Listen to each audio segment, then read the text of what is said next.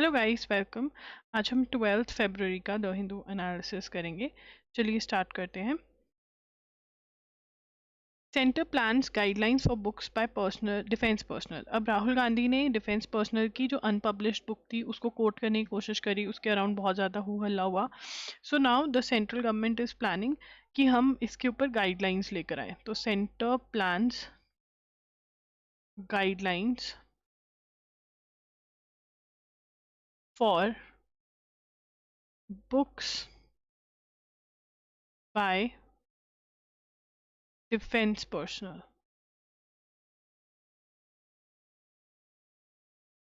ठीक है ना, बुक्स बाय डिफेंस पर्सनल। तो जो बुक्स बाय डिफेंस पर्सनल हैं, ठीक है, बुक्स बाय डिफेंस पर्सनल हैं, उसके ऊपर गाइडलाइंस आएंगी। ठीक है ना, कि कैसे मतलब आप बुक लिख सकते हो, आप नहीं लिख सकते हो अगर आप डिफेंस से हो।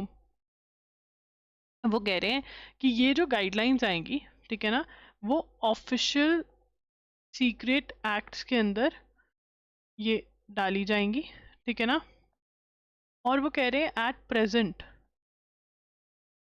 Present there is no single consolidated law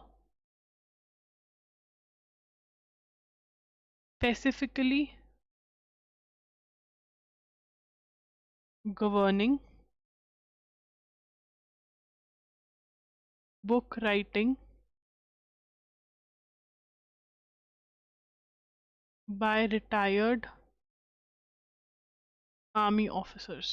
तो वो कह रहे हैं कि अब वो जो ऑफिशियल सीक्रेट एक्ट है इसके अंदर ये कुछ लॉ लेकर आएंगे, और as of now there is no law जो गवर्न करता हो कि retired officers book, army personnels book लिख सकते हैं या नहीं लिख सकते, कैसे है। ठीक है ना, अब जो ऑफिशियल सीक्रेट एक्ट है continues to apply for life, ये पूरी उम्र भर के लिए एप्लीकेबल है, इवन आफ्टर रिटायरमेंट।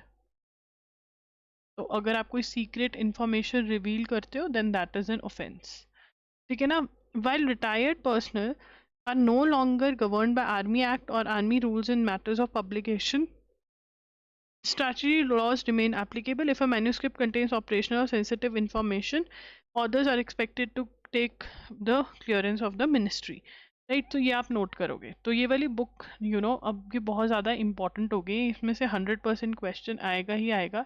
इसकी डिटेल्स हम पहले लिख चुके हैं कि किसने क्या लिखी थी, एंड राहुल गांधी ने इसको कोट करने की कोशिश करी लोकसभा में, जो उनको नहीं किया। US drops references added to statement on deal with India.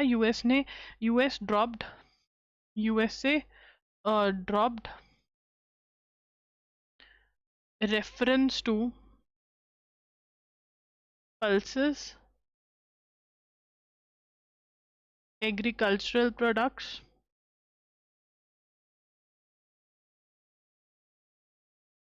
digital service tax,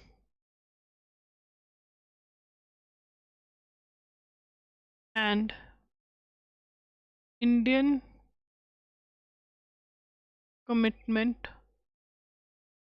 on investing $500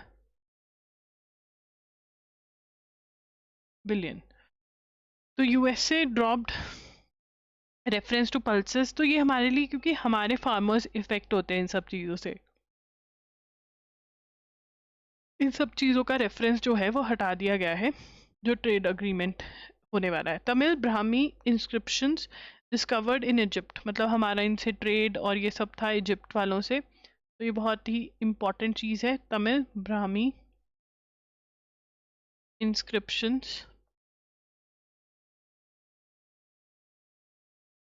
discovered in Egypt. ठीक है ना, तो अब इससे हमें क्या पता चलता है कि एशियन ट्रेड लिंक्स थे हमारे,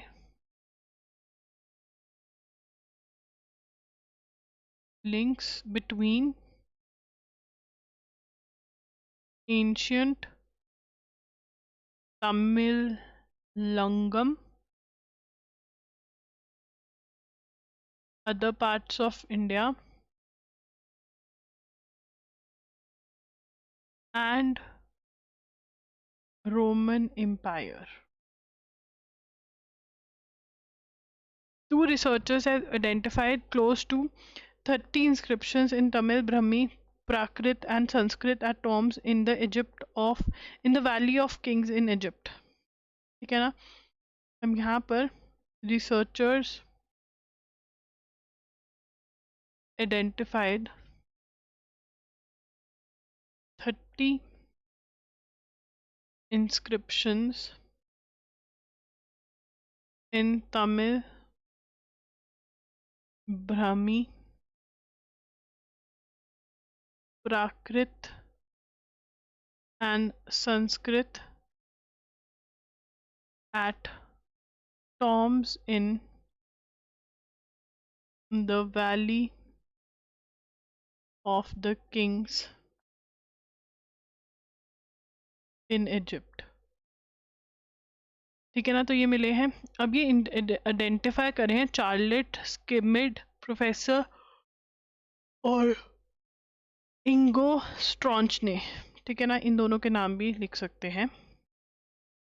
ये दोनों नोट कर लेना, नेम सिर्फ कि इन्होंने आइडेंटिफाई किया है. ठीक है ना? India gets first musical path. इसकी रील्स देखी होंगी आपने. मुझे समझ में नहीं आई जब मैंने रील देखी. मैंने कहा पता नहीं वहाँ पे कोई भूत भूत आ गया है कोई कोई भूतिया एक्टिविटी हो रही है. But then I got to know कि ये हुआ है. India gets first musical path Mumbai. तो फर्स्ट म्यूजिकल पाथ मतलब रोड पे गाने बजेंगे. अगर एक पर्टिकुलर स्पीड से आप निकलते हो उस रोड के ऊपर से. मुंबई कोस्टल रोड, ये लिखने की जरूरत है. Mumbai coastal road India first musical path लिखते हैं और फिर इसकी डिटेल्स लिखते हैं. इसका हम कोस्टल रोड ही है. Sorry guys I am yawning but we have to do this class because कल भी क्लास नहीं दी थी, फिर ज़्यादा बैकलॉग हो जाएगा. तो सोने से पहले I will have to take it. Mumbai coastal road becomes the first musical path in India. This is again important. ऐसे questions favorite रहते हैं examiner के. मुंबई कोस्टल रोड जो है फर्स्ट म्यूजिकल पार्ट बन गया. This is very very important. ठीक है. उसके बाद with the installation of special rumble strips, installation of special rumble strips that produce the tune of Oscar-winning song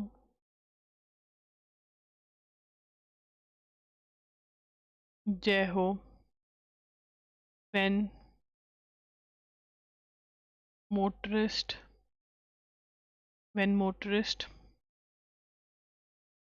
drive at 60 to 80 kilometer per hour. ठीक है. This is fifth road in the world.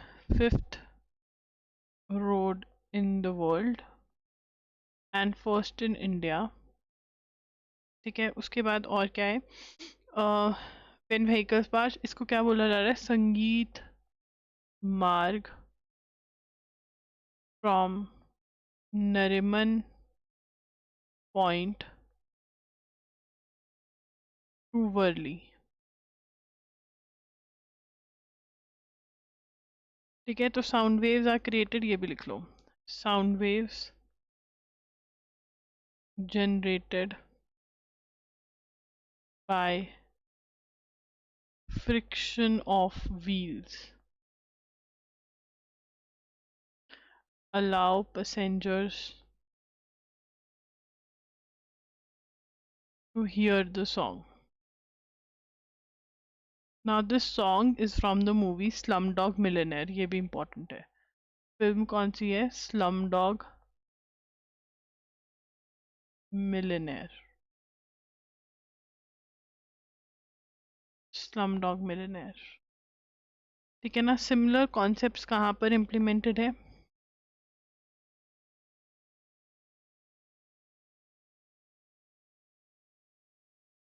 Hungary, Japan, south Korea and UAE. ठीक है, तो concept is based on Hungarian technology, ये भी लिख लेते हैं। Concept based on Hungarian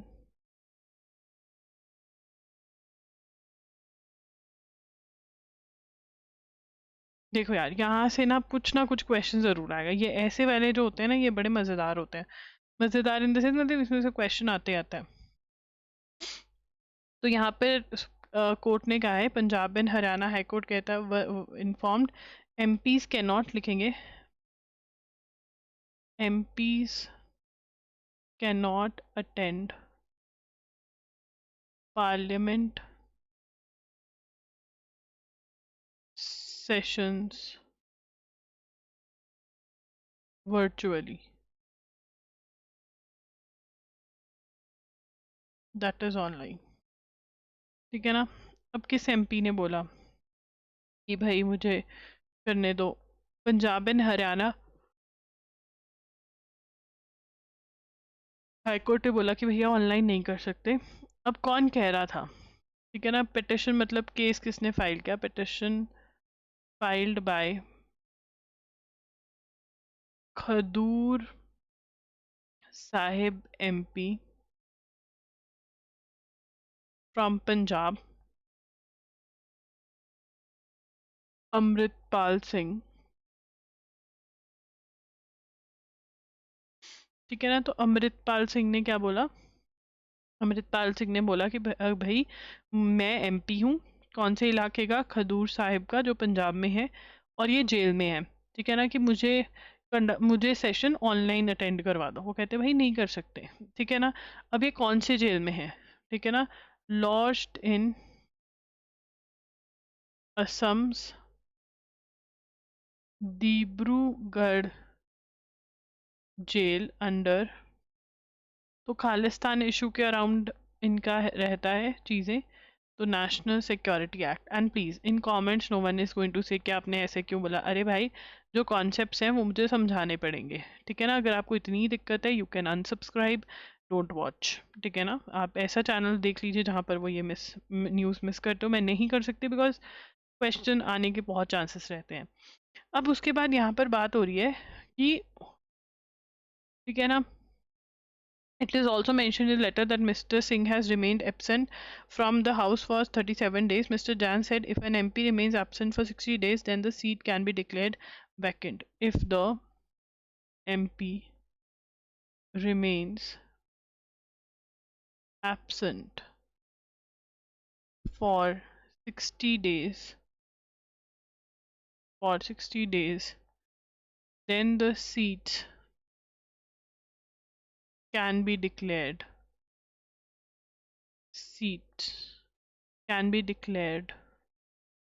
vacant. वो कह रहे हैं अगर 60 डेज के लिए कोई एमपी नहीं अटेंड करता है तो वो सीट वैकेंट डिक्लेयर हो सकती है। बट अगर वो कंडोन हो सकते हैं, मतलब सेट असाइड कर सकते हैं अगर लेटर लिखी जाए लोकसभा को। Mr Singh had already moved to court seeking parole to attend the budget. उन्होंने कहा हम पैरोल नहीं दे सकते। पंजाब गवर्नमेंट ने मना कर दिया कि भाई ये पब्लिक ऑर्डर के लिए बहुत खतरा है। You need to remember that this guy is lodged in Assam Dibrugarh jail. ठीक है ना, with regard to Khalistan issue. So he wants that Khalistan should be created. ठीक है ना, खालिस्तान इशू से रिलेटेड है ये। कौन से इशू से रिलेटेड है? Khalistan issue. And what is Khalistan issue? Demand that Punjab should be made a separate country for Sikhs। ठीक है, आगे चलेंगे। Assam is among the state schedule to hold assembly election. तो असम में असेंबली इलेक्शंस होने वाले हैं। ठीक है ना, तो ठीक है, हमने सारी स्टेट्स के नाम लिखे हुए हैं जहाँ पे असेंबली इलेक्शंस होने वाले हैं। अब यहाँ पर ये बात करते हैं नितिन नाबिन के बारे में, ठीक है ना। तो नितिन नाबिन क्या है? He is the head of BJP as of now. He is the youngest person to become, youngest person, ये पहले भी हमने लिखा है, person to become national working president of BJP, right. तो ये भी इम्पॉर्टेंट है नाम। अब आपको ये हर चीज़ को इम्पोर्टेंट बोल रही है, बट जो इम्पोर्टेंट है वो बोलेंगे ही, ठीक है। तो national working president of BJP, ठीक है। उसके बाद वो इलेक्टेड अनअपोज्ड, मतलब कोई ऑपोजिशन में आया ही नहीं लड़ने, इलेक्शन वाज इलेक्टेड अनअपोज्ड, ठीक है ना। And it is said that he has no links to RSS, no, not closely linked to RSS. RSS की फुल फॉर्म क्या है? आरएसएस स्टैंड्स फॉर राष्ट्रीय स्वयं सेवक संघ, ठीक है ना। फेथ, सो कह रहे हैं कि इनके ऊपर विश्वास किया है नरेंद्र मोदी जी ने, अमित शाह ने, ठीक है ना। And he is a genial, genial is a new term, मैंने भी पहली बार पढ़ी है। जेनियल वो लोग हैं जो मिलेनियल से पहले पैदा हुए हैं, और age group born after generation X and before the millennial generation, ठीक है। तो late 1970s and early 1980s में, so he's the first Xennial president. As a Xennial is leading the one of the world's youngest in one largest party in one of the world's youngest countries, he began his political career. Now it is important that we know that who is he, like कहाँ से इनका political career start हुआ, started political career through ABVP. What does ABVP stand for? It stands for Akhil Bharatiya Vidyarthi Parishad. That Akhil Bharatiya Vidyarthi Parishad, ठीक है ना। And steady rose BJP ranks, elected 5 times. Now this is important, इसको सब point बना लेते हैं। Elected 5 times as a member of Bihar Legislative Assembly from Bankipur constituency in Patna. So he's from which constituency? He's from Bankipur constituency in Patna. Okay. Inflation, one of the most closely watched macroeconomic indicators, something that most people feel in daily life in their routine household expenses. तो यहाँ पर ये किसकी बात करें? They are talking about consumer price index, that is CPI, ठीक है ना। तो what is CPI? Now CPI stands for captures this reality by tracking the prices of goods and services. Captures, अब ये क्या करता है, हमें छोड़ो कैप्चर क्या करता है, हम लिखते हैं tracks the prices of goods and services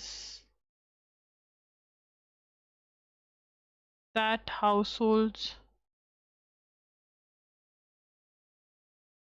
regularly consume,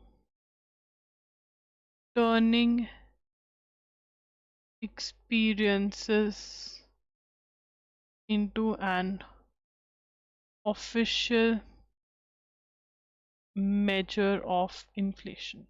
And what is inflation? Inflation की कितनी महंगाई बढ़ी है, मतलब ये डाटा कलेक्ट करते हैं कि कौन से कि लोग मोस्टली पैसा कहाँ खर्च कर रहे हैं अपना, फिर उन गुड्स की प्राइसेस, ठीक है ना, और उससे अंदाज़ा लगाते हैं कि कितनी महंगाई लोगों को फील हो रही है, इन्फ्लेशन कितनी हो गई है। ठीक है ना. The CPI 2024 series has therefore been updated using the latest household consumption expenditure survey. ठीक है ना. तो जो CPI है वो कैसे करते हैं, CPI 2024 updated using latest household consumption expenditure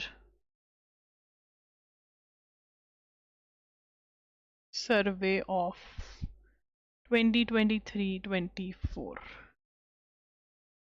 ठीक है ना. With eyes on trade, global governance, Lula set to visit India with executives. ठीक है ना. तो ब्राजील, लूला दा सिल्वा, that Britain's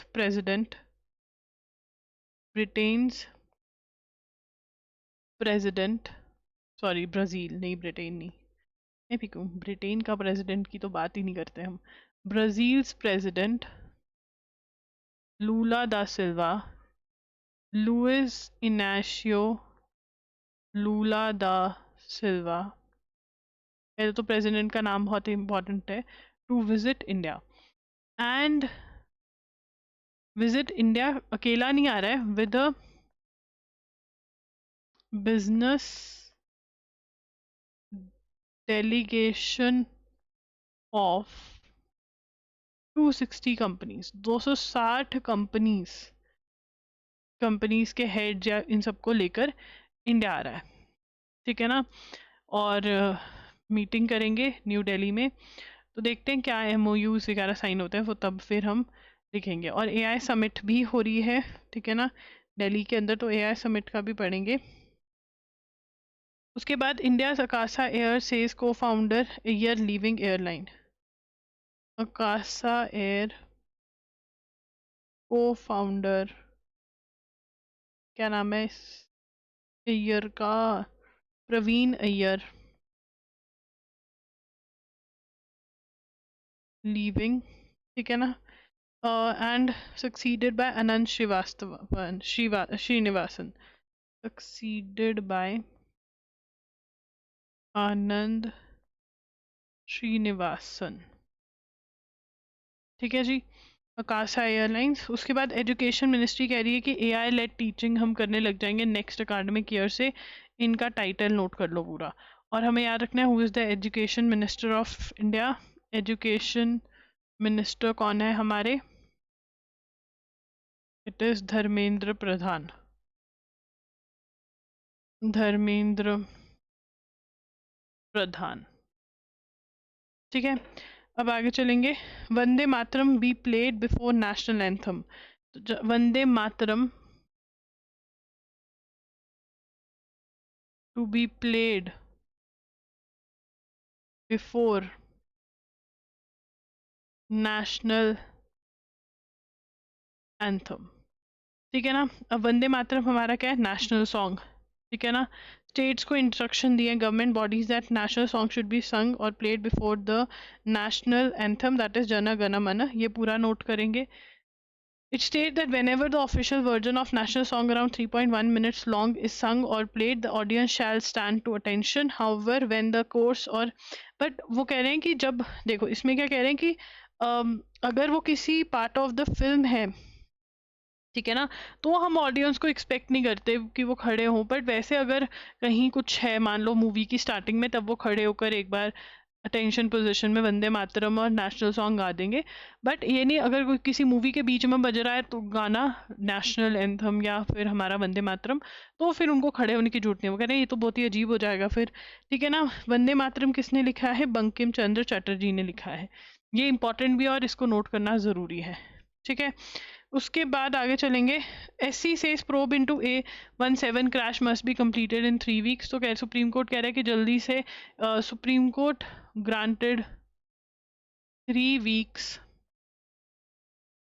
for completion of investigation by AAIB. अब जो क्वेश्चन बनता है ना यहाँ पे वो ये बनता है कि इन्वेस्टिगेशन कौन कंडक्ट करेगा। तो AIB की जो फुल फॉर्म है वो बहुत ज़्यादा इंपॉर्टेंट है। तो AIB की इंफॉर्मेशन क्या है? एयरक्राफ्ट एक्सीडेंट इन्वेस्टिगेशन ब्यूरो, ठीक है ना। तो ये इंपॉर्टेंट है। उसके बाद no reduction in state share, तो स्टेट का शेयर, ठीक है ना, स्टेट शेयर तो स्टेट शेयर में वो कह रहे हैं कोई रिडक्शन नहीं है। 15th finance commission recommended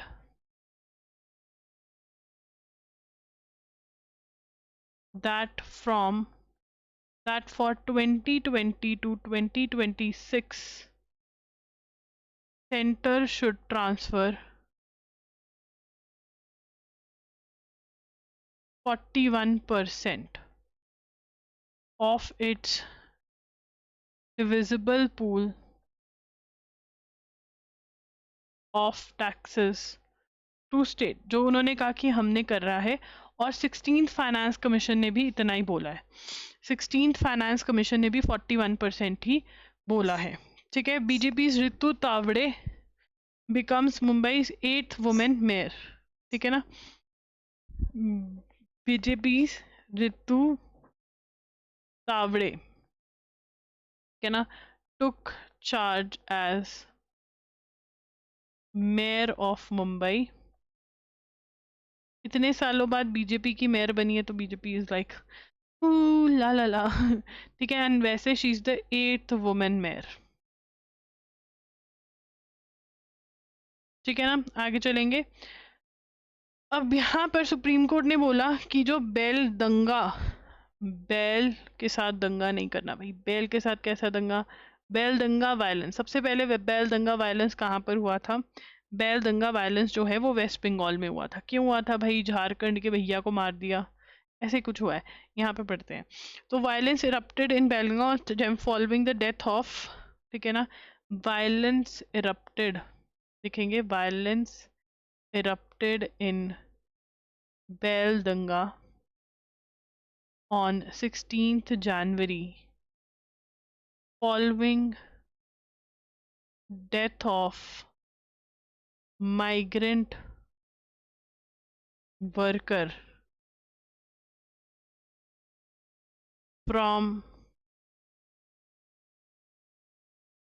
Jharkhand, ठीक है ना। वायलेंट क्यों अरप्ट हुआ 16 जनवरी को? क्योंकि death of migrant worker from Jharkhand, उसकी वजह से वायलेंट इरप्ट हुआ, रोड्स ब्लॉक हुई वेस्ट बंगाल में। अब यहाँ पे सुप्रीम कोर्ट ने पूछा, supreme court questioned NIA, third point बनेगा, NIA that is national investigation agency, national investigation agency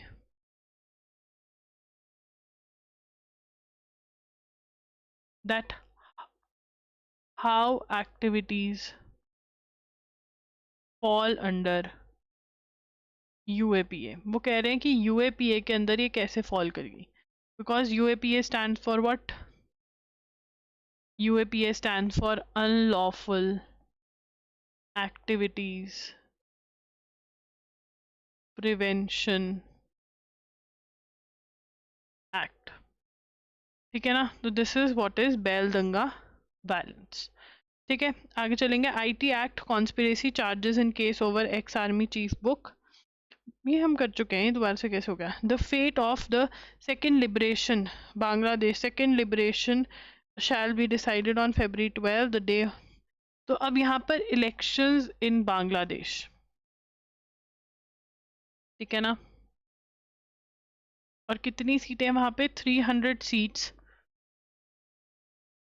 of जतिया सांसद। तो वहाँ की नेशनल पार्लियामेंट को क्या बोलते हैं? बांग्लादेश की जतिया सांसद, ठीक है ना। अब ये क्वेश्चन आ सकता है। अब दूसरी चीज जो है, ठीक है ना, वो क्या है कि अवामी लीग जो कि शेख हसीना की पार्टी है, party of former PM of Bangladesh, Sheikh Hasina की पार्टी है, उसकी तो रजिस्ट्रेशन ही सस्पेंड कर दी उन्होंने, registration suspended bye Bangladesh election commission.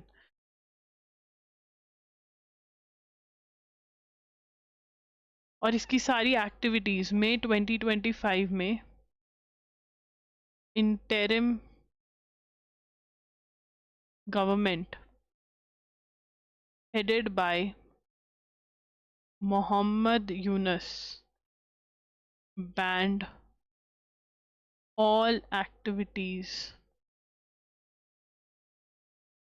of Awami League under Anti-Terrorism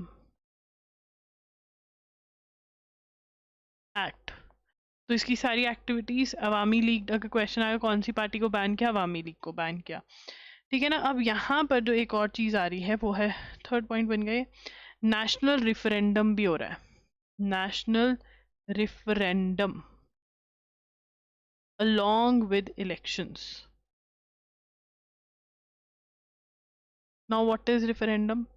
referendum is कि लोगों से पूछेंगे कि भैया ये करना चाहिए या नहीं करना चाहिए। ठीक है ना, ठीक है ना। citizens are required to vote, yes, citizens are required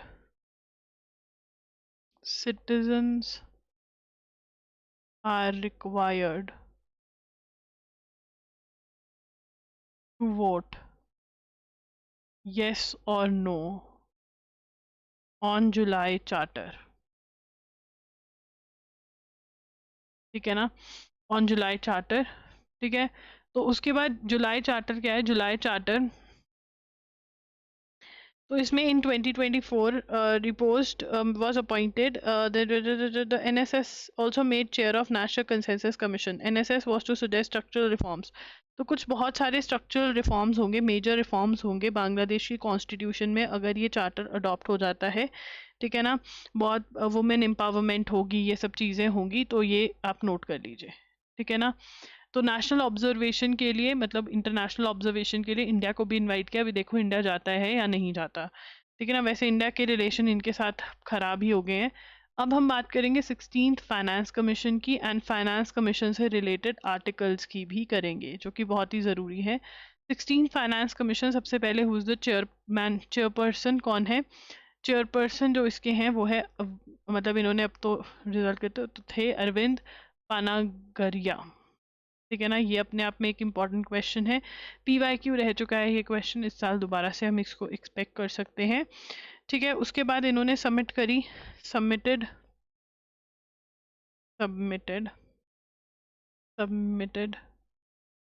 report for the period of 2026 and 31, 2026-31 के पीरियड की।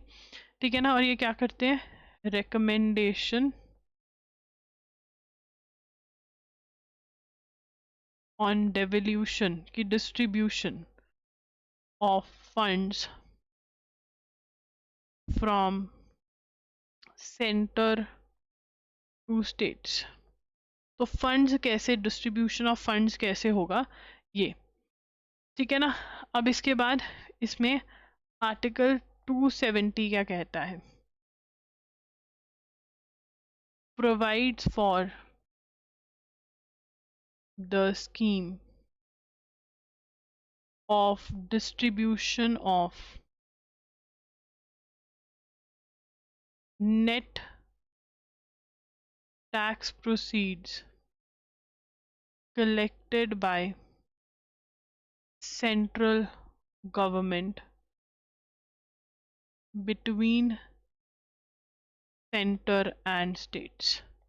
मतलब distribution of taxes that takes place between centre and states, उसकी बात होती है, और वो कैसे होनी है वो हमारा आर्टिकल 270 बताता है। This is important. अब स्टेट टैक्सेस कौन कौन से होते हैं, टैक्सेस देखो, shared between centre and state कौन कौन से होते हैं? Corporation tax, personal income tax, central goods and services tax, central share of integrated goods and services tax, ये स्टेट और सेंट्रल गवर्नमेंट शेयर करते हैं, ये आप नोट करोगे। The division is on the basis of finance commission, finance commission her 5 years बाद appoint होता है अंडर आर्टिकल 280। द डिविजिबल, तो ये नोट करेंगे। सेस जो कलेक्ट होता है ना वो नहीं इंक्लूडेड होता है इसके अंदर, ठीक है ना, ये भी नोट करेंगे, तो ये इंपॉर्टेंट है। और इस बार इन्होंने डिस्ट्रीब्यूशन क्या बताया, 41% पे ही डिस्ट्रीब्यूशन जो है वो रखा है, 41% पे ही डिस्ट्रीब्यूशन जो है रखा है, ठीक है ना। तो ये आप नोट कर लेंगे। Do like the video, do subscribe to the channel, thank you for watching. And हाँ, मुझे याद है 2 फरवरी का हमारा बैकलॉग है, ठीक है ना, और अब हमारा एक पिछले दिन का 11 फेब का है, ये मैं पक्का से कवर करवा दूंगी। 2 फेब तो हमने मार्क कर रखा है पूरा का पूरा, बस मुझे पढ़ाना है, ये पढ़ा दूंगी मैं, ठीक है। Okay, thank you for watching, bye bye, take care.